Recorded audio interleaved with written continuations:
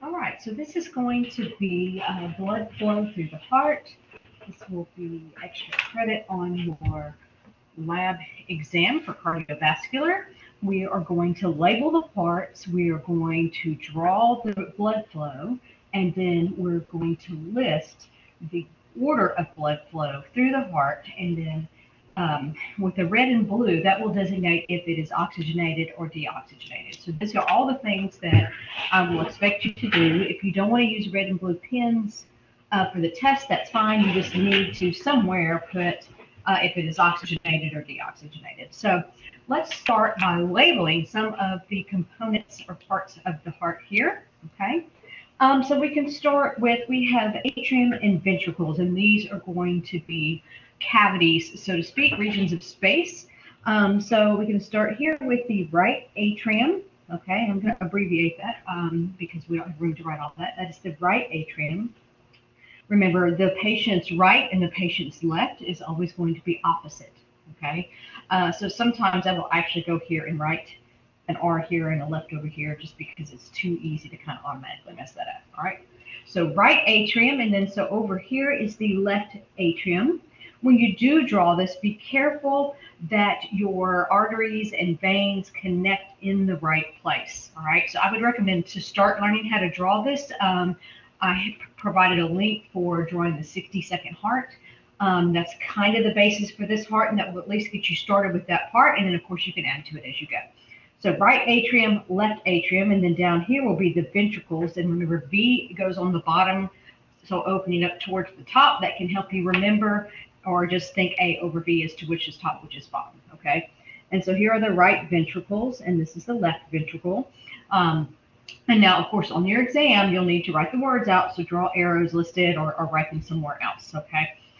All right, so those are the ventricles. Then what particular vessels does blood come through, and where does it go to? Okay, so we're going to start labeling some of those. So here we're going to have the superior vena cava. All right, this is going to be the inferior vena cava. Okay, and then we're going to have the pulmonary veins. I'll write some of these words out where I have room. So pulmonary veins, and there's 4 of those. So that's 1, 2, 3, 4. Okay, so these are pulmonary veins also. Then we have the aorta. All right. And then we have the pulmonary artery. Okay, it's the pulmonary artery. Now that brings a good point that I should go ahead and point out. In general, veins are going to carry deoxygenated towards the heart. Arteries are going to carry oxygenated away. And you're going to see it if there are 2 exceptions to this, okay? These 2 exceptions are the ones labeled pulmonary, okay?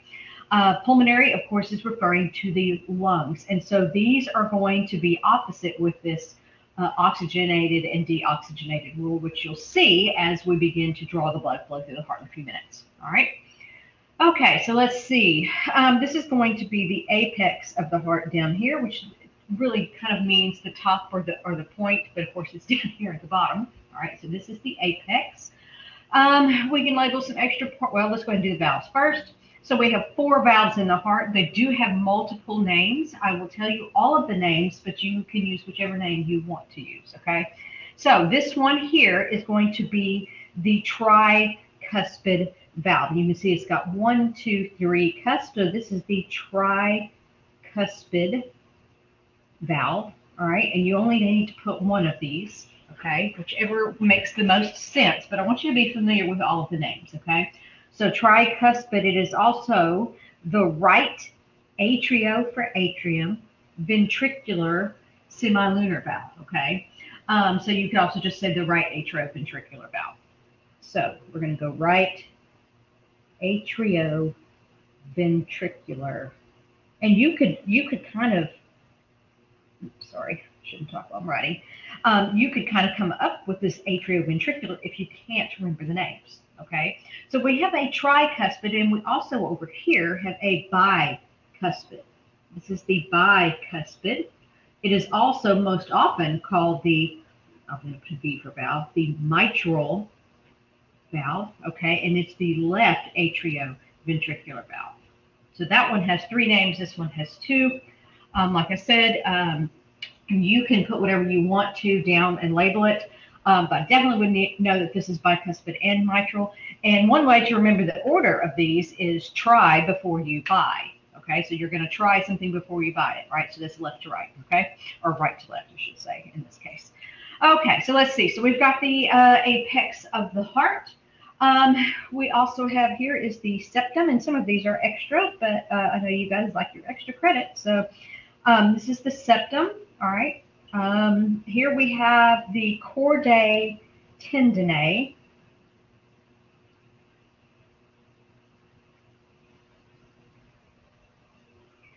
These are held on by what we would call the papillary muscles.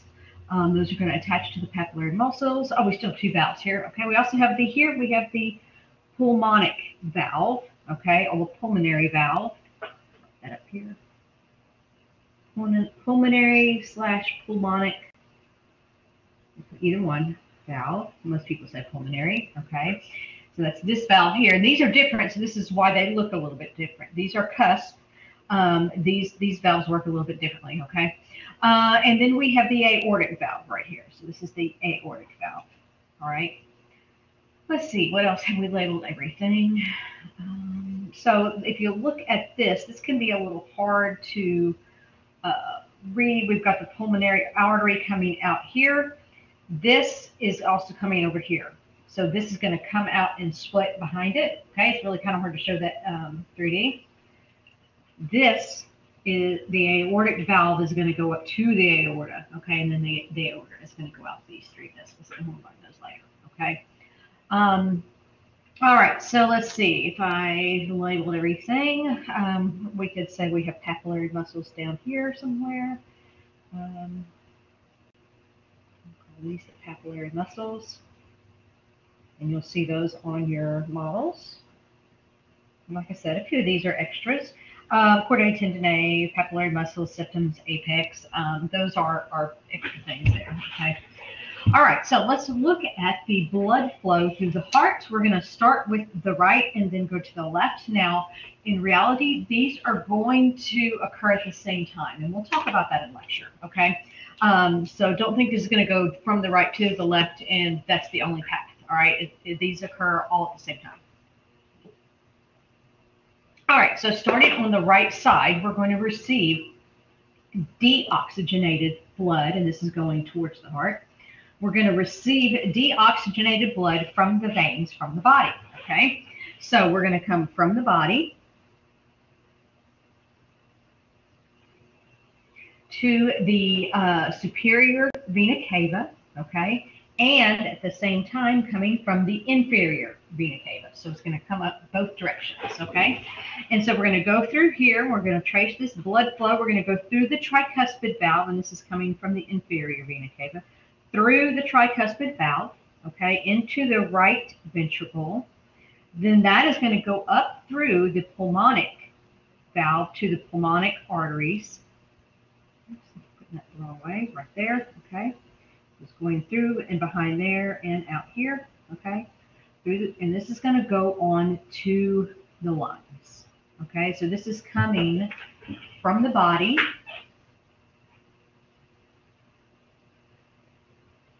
to the lungs. So from the body through the heart and to the lungs. So let's list those out, okay? All right. So first we started with the superior vena cava, and I'm going to write these since I didn't earlier. So superior and the inferior, so you need to put those both, vena cava. Okay, so superior vena cava, inferior vena cava to the right atrium, through the tricuspid valve, whatever you would like to put for that, okay? Then we went through the tricuspid valve to the right ventricle. Then from the right ventricle, and this is why it's important to draw this correctly, you're going to go through the pulmonic valve, or the pulmonary valve.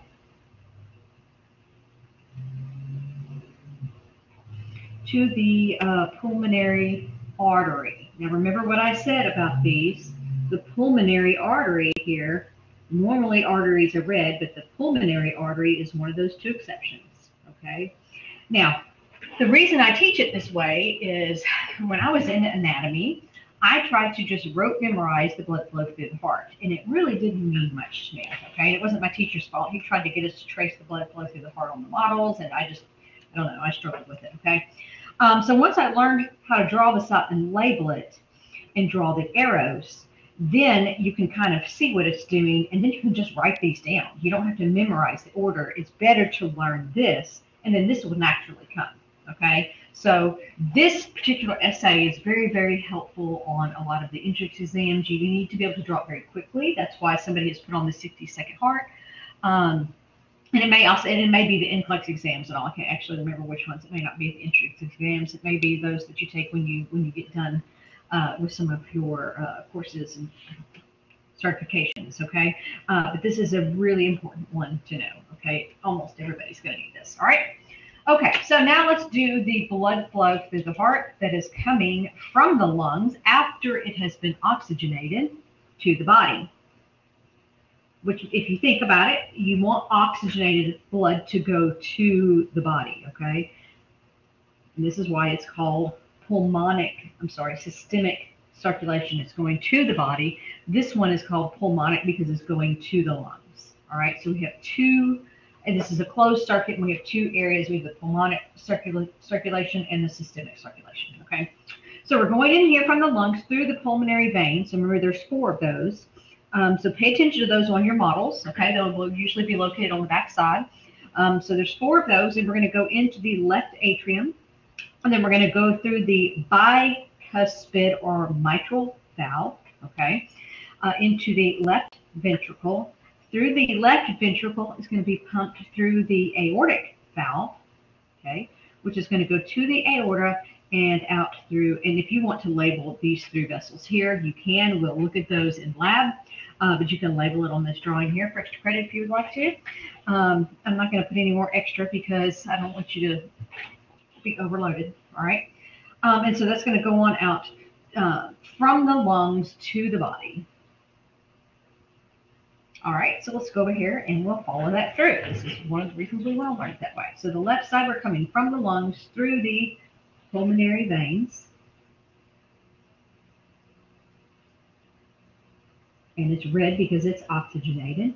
We're going through the pulmonary veins to the left atrium. From the left atrium, we're going to go through the bicuspid and mitral valve. You could also put the left atrioventricular valve, okay? So that's going to bring us to the left ventricle, and you can abbreviate right and left. Up through the aortic valve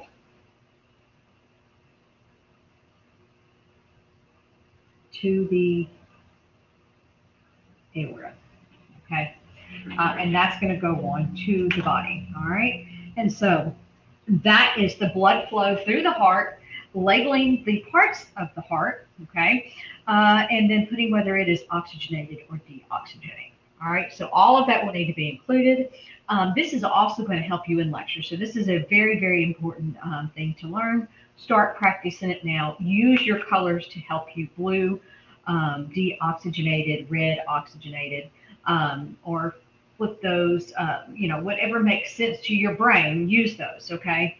But it's typically done this way, all right? And that's going to correlate on through all of our arteries and veins that we learn in lab, okay? So I hope that helps. You're going to need to have this done for lab, for when we start working with the models and dissecting the heart.